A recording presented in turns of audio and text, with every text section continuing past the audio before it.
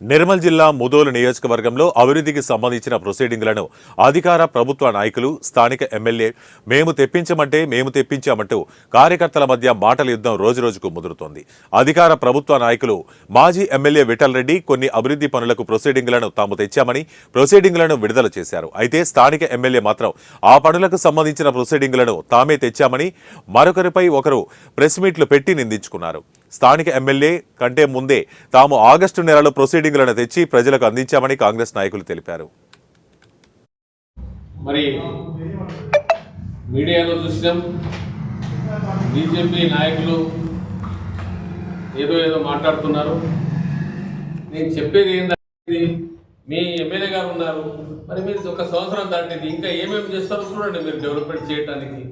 మరి అదే కాకుండా మనకు 12 మంది మీకు అవకాశం దొరికింది, 12 మంది మున్సిపల్ కౌన్సిలర్ అయినారు. మరి అక్కడ ఏమేమి జరుగుతున్నది, ఏమేమి కాలేదు, దాని విషయం మీరు మాట్లాడాలి తప్ప ఒక స్థాయి వదిలేసి ఇప్పుడు ఎమ్మెల్యే మీద మాట్లాడుతున్నారు. మరి మీ లెవెల్లో మీరు అక్కడ ఏం చేసారు, అక్కడ ఏమేమి జరిగింది, మనం ఏం చేయగలుగుతున్నాం, ఏం చేసేది ఉన్నది మీద ముగ్గురు మాజీలు కలిసి ఒక తాత మీద ఎలాగన్నా కానీ పోరాటం చేయాలనుకుంటున్నారు. మీరు ఎందరు మాజీలు కలిసినా కూడా బీజేపీ పార్టీ ఎమ్మెల్యేని మీకు ఏం చెయ్యలేరండి. ఈరోజు బైన్సా పట్టణంలోని ఎస్ఎస్ ఫ్యాక్టరీలో ప్రెస్ మీట్ నిర్వహించడం జరిగింది.